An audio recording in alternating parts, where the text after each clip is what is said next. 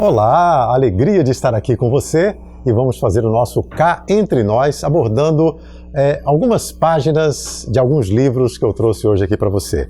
Lembrando que nós temos uma loja teosófica aqui em Florianópolis, loja é um grupo de estudos, e a Sociedade Teosófica aqui está localizada na rua Tenente Silveira 482, sala 501, no centro de Floripa. Se você quiser informações sobre a programação mensal, é só você mandar um e-mail para teosófica.florianopolis@gmail.com. Teosófica, sem acento, teosófica.florianopolis@gmail.com. Ok? Bom, nós vamos começar falando hoje de uma página desse livro aqui. É um livro fantástico chamado Luz do Santuário. É o Diário Oculto de Geoffrey Hodgson. Foi lançado pela editora do Conhecimento. O Geoffrey Hodgson foi um grande clarividente da Sociedade Teosófica. Ele viveu todo o século XX, conectado com a sabedoria divina, com o trabalho da Sociedade Teosófica. Ele tinha acesso aos planos internos da natureza. Ele fez muitas pesquisas com os anjos, com os devas. Enfim, tem um livro chamado O Milagre do Nascimento, que nós já falamos aqui sobre ele, que ele clarividentemente observou a gestação de um bebê durante aqueles meses. Não é? Uma coisa incrível. E fez outros livros também, tem um chamado O Reino dos Deuses. Ele pediu a uma amiga para desenhar as visões que ele tinha, assim, de devas da natureza, do mar, de árvores, de montanhas, de minas, enfim, de vários lugares do mundo. Geoffrey Hodgson, uma pessoa espetacular. Ele morreu em 1983, com 96 anos de idade, e uma vida toda dedicada a esse trabalho. E esse diário ele escreveu desde jovem, e só foi publicado com autorização dele depois da morte. A esposa dele só publicou este livro após a morte do Geoffrey. E aqui ele narra várias mensagens que ele recebeu de seus instrutores, sugerindo que ele escrevesse alguns livros. Ele escreveu um livro também sobre mitologia, a sabedoria oculta da mitologia mundial, que não tem em português. E outras obras fantásticas também sobre o cristianismo esotérico. Se você quiser saber mais sobre ele, tem o nome dele aparecendo aí, Geoffrey Hodgson. E este livro, então, é o Diário Oculto do Geoffrey Hodgson, Luz do Santuário, editora do Conhecimento. E eu tenho aqui, na página 492, um tópico com o seguinte título: 10 ensinamentos a respeito do homem. Homem, do ser humano, homem com H maiúsculo.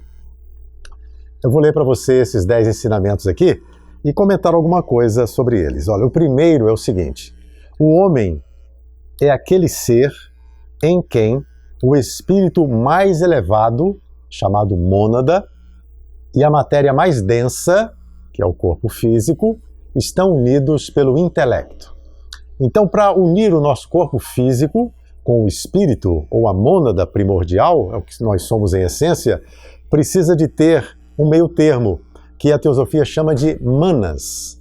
Manas é o princípio intelectual do homem. Tem uma parte mais física, mais básica, mais concreta, que é o manas inferior, digamos assim, e o manas mais abstrato, mais espiritual, que está em conexão com a unidade, com a intuição, que é o manas superior, não é? Então nós precisamos do manas, o ser humano, só passou a ser realmente ser humano a partir da terceira raça raiz, quando nós recebemos a mente. Isso a teosofia explica detalhadamente em alguns livros, principalmente em A Doutrina Secreta de Helena Blavatsky.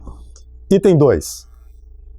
O duplo etérico é o elo de conexão ou ponte entre a pessoa superfísica e a física. Não sei se você já ouviu falar de duplo etérico. É um corpo físico também, que está junto ao físico, só que o etérico é mais sutil. Tem o corpo físico denso e o corpo etérico, onde estão os nossos chakras.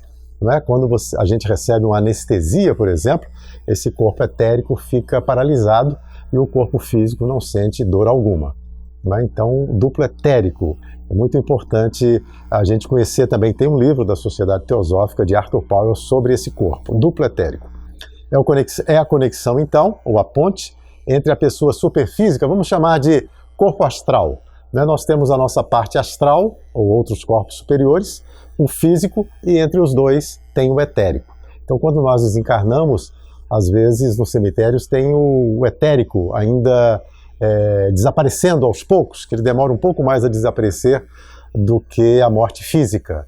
Então, são vistos assim flashes, né, desse corpo se desintegrando, ok? Número 3. O eu espiritual do homem desenvolve perpetuamente capacidades potenciais, sendo isso o resultado de sua existência. Vou repetir. O eu espiritual do homem, quer dizer, a nossa mônada, aquilo que nós somos em essência, desenvolve continuamente capacidades potenciais. Nós estamos aqui para evoluir, né? Nosso espírito, digamos assim, a nossa mônada, já sabe tudo, mas no plano deles. Aqui neste plano físico, nós precisamos desenvolver as nossas capacidades físicas, emocionais, mentais, para despertar esses poderes que estão latentes, né? Então, o espírito, no seu plano espiritual, ele é como um bebê no feto de uma mãe, não é? Mas quando nós nascemos, nós vamos desenvolvendo as nossas potencialidades. Algumas são inerentes a este princípio superior, espiritual, e outras são características das nossas várias personalidades, que nós vamos desenvolvendo através das encarnações. Vamos seguindo então. Esse processo evolutivo culmina na realização da natureza humana aperfeiçoada, o adeptado. O que é o adeptado? Os adeptos são esses seres evoluídos que já passaram por toda a saga humana, já desenvolveram todos os seus corpos de uma maneira completa, não tem nada mais a aprender aqui nas suas vidas na humanidade terrestre, física, não é? E aí alcançam a iluminação, se tornam adeptos, se tornam instrutores. Alguns vão para o nirvana ou outros planos, fazer outros trabalhos em outros planos espirituais, e os outros preferem continuar conosco aqui com a humanidade, encarnados em corpos físicos ou trabalhando também nos corpos espirituais, ajudando o nosso desenvolvimento. São os adeptos. E a Sociedade Teosófica foi inspirada por 2 deles, entre outros, mas os 2 principais adeptos que ajudaram na formação da Sociedade Teosófica e inspiraram, instruíram e ajudaram Helena Blavatsky, Coronel Walcott e outros pioneiros. Número 5. O método da evolução humana é por meio de sucessivas e progressivas vidas físicas ou renascimento. Então, nós entendemos através do estudo da teosofia que a reencarnação é uma necessidade, não é? Nós nascemos repetidamente justamente para aperfeiçoarmos as nossas potencialidades, corrigirmos os nossos erros, né? Todos nós nascemos com várias tendências, aptidões, não é isso? Como é que isso surge? Evidentemente que nós trazemos uma bagagem, né, de outras vidas, de outras experiências. Estamos aqui corrigindo algumas coisas, aperfeiçoando outras, criando outras, não é? E tudo sendo regido pela lei do karma. Número 6. Nós estamos falando de uns 10 ensinamentos a respeito do homem, deste livro aqui, O Diário Oculto, de Geoffrey Hodgson. Vamos lá. Número 6. As condições e experiências humanas são resultado da conduta humana sob a lei de causa e efeito ou karma, que nós acabamos de dizer. A bondade traz saúde e felicidade. A crueldade traz doença e miséria. Não? A lei de causa e efeito, todas as religiões falam disso, não é? Você já ouviu falar. Aquilo que o homem semear, ele há de colher. 7. Os processos da evolução podem ser atrasados pela autocomplacência e pela crueldade, ou podem prosseguir normalmente, ou mesmo serem acelerados quando se segue um modo de vida amável, prestativo e com autocontrole. Isso demanda, em particular, autotreinamento, meditação regular e serviço altruísta. Vou repetir. Isso demanda, em particular, autotreinamento, meditação regular e serviço altruísta. A teosofia tem um tripé: estudo, meditação e serviço. Acho que através disso a gente pode ganhar cada vez mais consciência sobre nós mesmos, que é o autotreinamento, sobre a vida em geral, sobre o mundo, sobre os nossos irmãos, sobre o que nós viemos fazer aqui. Não é isso? Número 8. Século após século surge um homem ou uma mulher perfeitos. A rara eflorescência ou florescimento da raça humana.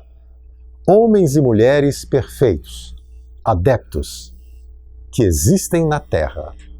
Então, o espírito não tem sexo. Então, o espírito, às vezes, encarna em corpos masculinos ou femininos, né, para adquirir ali, naqueles corpos, as experiências necessárias naquela determinada encarnação.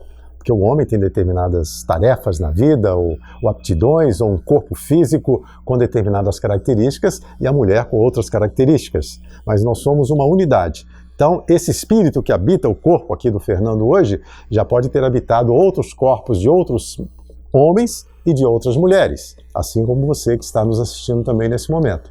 Não é? Várias raças também, nós já nascemos aqui no Brasil, podemos ter nascido em vários outros países do mundo. Então nós estamos sempre adquirindo as experiências onde o karma nos coloca naquele momento. O karma é uma grande lei universal, que é a grande lei da harmonia. É uma lei educativa, plena de amorosidade.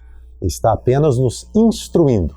Às vezes nós aprendemos pelo amor e às vezes aprendemos também pela dor, que é muito natural no nosso estágio evolutivo, não é? Número 9.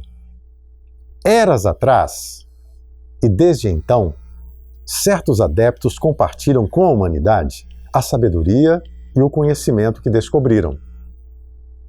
Esta é a chamada Brahma Vidya ou teosofia. Brahma Vidya, que é um nome lá da Índia, né? Ou Brahma Vidya, que é a teosofia, ou sabedoria divina, ou sabedoria dos deuses. Pode variar o nome, mas a essência é a mesma. Esse conhecimento eterno, milenar, sabedoria das idades, né, que acompanha a humanidade desde priscas eras, digamos assim, e sempre nos acompanhará. E número 10, para terminar aqui esse tópico, a Sociedade Teosófica foi fundada em 1875 para popularizar este conhecimento da teosofia, pelo menos parte dela, com a finalidade de melhorar a condição do homem. Porque qual a principal causa de sofrimento? É a ignorância. Ignorância de quê?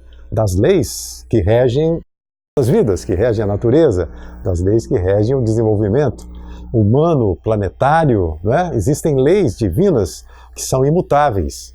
E elas estão aí para serem aprendidas e apreendidas e vivenciadas. Então a Sociedade Teosófica, através de Helena Blavatsky, principalmente, e de outros seguidores, que vem fazendo nesses anos todos, desde o final do século XIX?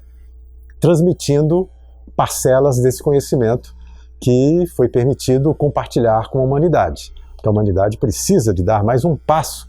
Nós estamos em um momento importantíssimo da nossa evolução. Todos dizem isso, né, que é um momento de transição muito importante. E é um momento difícil da humanidade também.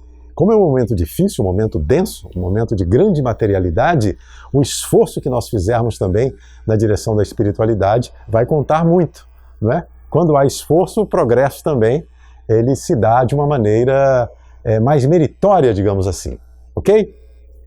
Para terminar, eu vou ler aqui um outro trecho, deixa eu ver onde eu marquei, do mesmo diário do Geoffrey Hodgson. Se você quiser adquiri-lo, você encontra facilmente aí.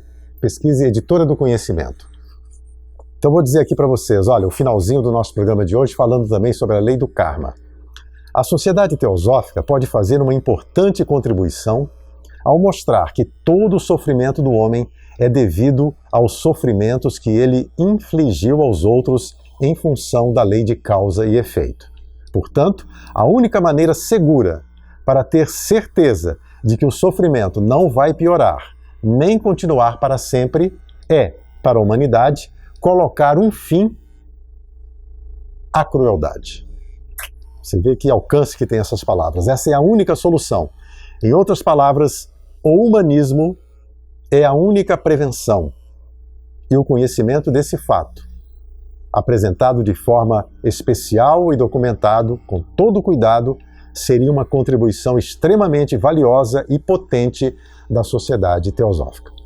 Então a Sociedade Teosófica aqui no Brasil está sediada em vários estados. Aqui em Florianópolis nós temos também a Sociedade Teosófica, vou repetir, Rua Tenente Silveira, 482, Sala 501, no centro. Se você quiser mais alguma informação, pode entrar no site da Sociedade Teosófica no Brasil, www.sociedadeteosófica.org.br. E algum e-mail aqui para a Sociedade Teosófica de Floripa, teosófica.florianopolis@gmail.com. Muito obrigado a você pela companhia e até o próximo Cá Entre Nós.